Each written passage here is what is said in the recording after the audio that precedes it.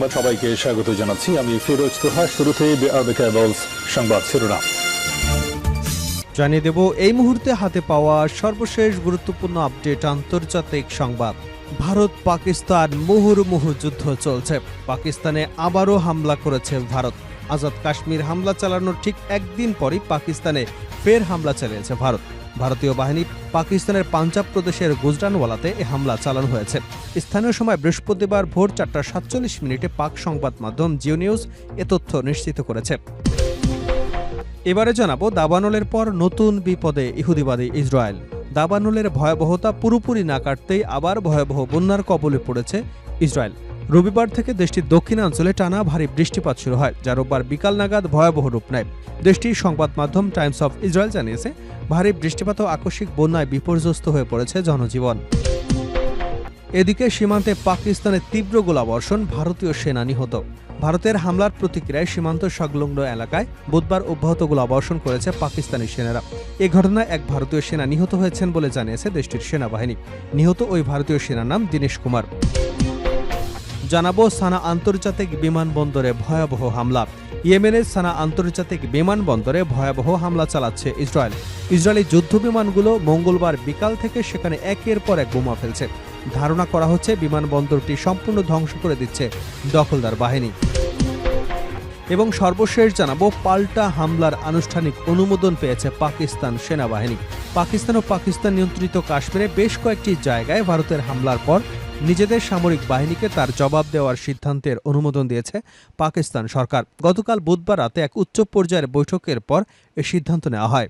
এতক্ষণ শিরোনাম শুনছিলেন, এবার বিস্তারিত। প্রিয় দর্শক, আপনি যদি এই চ্যানেলে নতুন হয়ে থাকেন, ভিডিওটি দেখতে দেখতে চ্যানেলটি সাবস্ক্রাইব করে আমাদের সঙ্গে থাকুন। আর এই ভিডিও সম্পর্কে আপনি আপনার মূল্যবান মতামতটি কমেন্ট বক্সে জানিয়ে দিন। আর হ্যাঁ প্রিয় দর্শক, জানিয়ে দিন ভিডিওটি কোথা থেকে দেখছেন। পাকিস্তানে ফের হামলা। আজাদ কাশ্মীর হামলা চালানোর একদিন পর পাকিস্তানে ফের হামলা চালিয়েছে ভারত।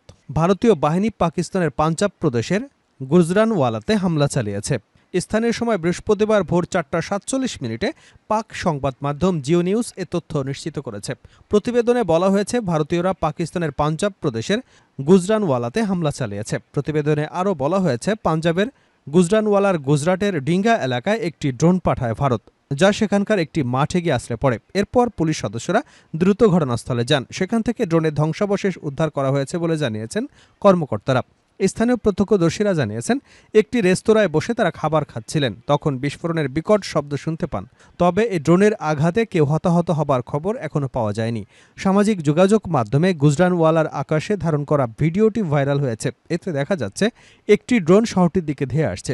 তখন ড্রোনটি ভূপাতিত করতে প্রতিরক্ষা ব্যবস্থা থেকে মিসাইল ছুড়ে পাকিস্তান। তারা সফলভাবে এটি ভূপাতিত করতে সমর্থ হন।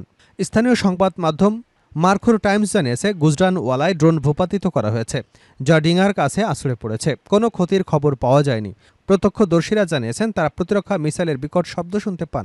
ওই সময় ড্রোনটি মাটিতে আছড়ে পড়তে দেখেন তারা। ওই সময় সেখানকার মানুষের মধ্যে আতঙ্ক ছড়িয়ে পড়ে। তবে সংবাদ মাধ্যমটি স্পষ্ট করে জানায়নি ড্রোনটি কোথা থেকে এসেছে। এছাড়া পাক সরকারও আনুষ্ঠানিকভাবে এ ব্যাপারে কোনো তথ্য নিশ্চিত করেনি। অপরদিকে জিও নিউজ ছাড়াও মূলধারার সংবাদ মাধ্যমগুলোতেও এ নিয়ে তেমন কোনো খবর প্রকাশ করতে দেখা যায়নি। তবে অল্প সময়ের মধ্যে এ নিয়ে সরকারি তথ্য জানা যেতে পারে বলে উল্লেখ করা হয়েছে সংবাদ মাধ্যমটির পক্ষ থেকে। দাবানলের পর নতুন বিপদ শুরু ইসরায়েলে। দাবানলের ভয়াবহতা পুরোপুরি না কাটতেই এবার ভয়াবহ বন্যার কবলে পড়েছে ইহুদিবাদী ইসরায়েল রাষ্ট্রটি। রবিবার থেকে দেশটিতে দক্ষিণাঞ্চলে টানা ভারী বৃষ্টিপাত শুরু হয়, যা রোববার বিকাল নাগাদ ভয়াবহ রূপ নেয়। দেশটির সংবাদ মাধ্যম টাইমস অফ ইসরায়েল জানিয়েছে, ভারী বৃষ্টিপাত এবং আকস্মিক বন্যায় বিপর্যস্ত হয়ে পড়েছে জনজীবন। খবরে বলা হয়, বিশেষ করে দক্ষিণাঞ্চলের শহর ইলাত সবচেয়ে বেশি ক্ষতিগ্রস্ত হয়েছে। শহরের প্রধান প্রবেশ পথসহ একাধিক গুরুত্বপূর্ণ সড়কে পানি জমে যাওয়ায় যানবাহন চলাচল বন্ধ করে দিয়েছে ইসরায়েলি পুলিশ। একই সঙ্গে জনগণকে বন্যা কবলিত এলাকা থেকে দূরে থাকার আহ্বান জানানো হয়েছে। দক্ষিণ ইসরায়েলে আরও একটি শহর দিমোনাতে রেকর্ড পরিমাণ বৃষ্টিপাত এবং শিলাবৃষ্টির ঘটনা ঘটেছে। স্থানীয় আবহাওয়ার অধিদপ্তর তথ্য অনুযায়ী বিকাল 4:30 পর্যন্ত কিবুৎজ সামারে 34 মিলিমিটার এবং কিবুৎজ ইয়েতোভায় 17 কিলোমিটার বৃষ্টিপাত রেকর্ড করা হয়। ইসরায়েল পুলিশ জানায়, বন্যার কারণে সৃষ্ট পরিস্থিতি অত্যন্ত ঝুঁকিপূর্ণ। জনগণকে প্লাবিত রাস্তা, পাহাড়ি ঝর্ণা কিংবা জলাশয়ের আশপাশে না যাওয়ার জন্য আহ্বান জানানো হয়েছে। কর্মকর্তারা বলেছেন, এ ধরনের এলাকা অতিক্রম করবার চেষ্টা জীবন হুমকির মুখে ফেলতে পারে। বিপজ্জনক বিবেচনায় প্রশাসন বেশ কয়েকটি প্রধান সড়ক বন্ধ ঘোষণা করেছে। এর মধ্যে উল্লেখযোগ্য হল মির্জেপে রেমন থেকে কেরুতরা জংশন, আইনগদি থেকে হারাবা জংশন হয়ে ইলাত পর্যন্ত এবং ইলাত শহর সংযোগকারী এক্সিট পয়েন্টগুলো বন্ধ রাখা হয়েছে। এর আগেই ইসরায়েলে বেশ কয়েকটি দাবানলে ভয়াবহ ক্ষতি সাধন করেছিল। দেশটির বনাঞ্চল এবং প্রাকৃতিক সংরক্ষিত এলাকাগুলোতে ব্যাপক আগুন ছড়িয়ে পড়ে। এখন সেই ক্ষয়ক্ষতি রেশ কাটতে না কাটতেই আকস্মিক বন্যা আবারও সাধারণ মানুষের দুর্ভোগ বাড়িয়ে তুলেছে। আবহাওয়ার পূর্বাভাস জানিয়েছে, আগামী কয়েকদিন দক্ষিণাঞ্চলে আরও বৃষ্টিপাত হতে পারে, যার ফলে বন্যা পরিস্থিতি আরও অবনতি হতে পারে বলে আশঙ্কা করা হচ্ছে। সীমান্তে পাকিস্তানের তীব্র গোলাবর্ষণ, ভারতীয় সেনা নিহত। ভারতের হামলার প্রতিক্রিয়ায় সীমান্ত সংলগ্ন এলাকায় বুধবার অব্যাহত গোলাবর্ষণ করেছে পাকিস্তানি সেনারা। এ ঘটনায় এক ভারতীয় সেনা নিহত হয়েছে বলে জানিয়েছে দেশটির সেনাবাহিনী। নিহত ওই ভারতীয় সেনার নাম দীনেশ কুমার। বুধবার রাত 11টার দিকে আনুষ্ঠানিকভাবে তার নিহত হবার খবর জানানো হয়।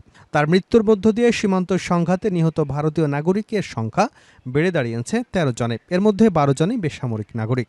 ভারতীয় সেনাবাহিনী 16 কোর বা হোয়াইট নাইট কোর সামাজিক যোগাযোগ মাধ্যম এক্সে এক পোস্টে বলেছে, হোয়াইট নাইট কোরের সিওজি সব সদস্য 5 ফিল্ড রেজিমেন্টের ল্যান্স নায়ক দীনেশ কুমারের চূড়ান্ত আত্মত্যাগকে সম্মান জানায়। তিনি 7 মে পাকিস্তানের গোলাবর্ষণের সময় প্রাণ হারিয়েছেন, যারা পুঞ্জ সেক্টরে নিরীহ বেসামরিক নাগরিকদের লক্ষ্য করে চালানো হামলার শিকার হয়েছেন।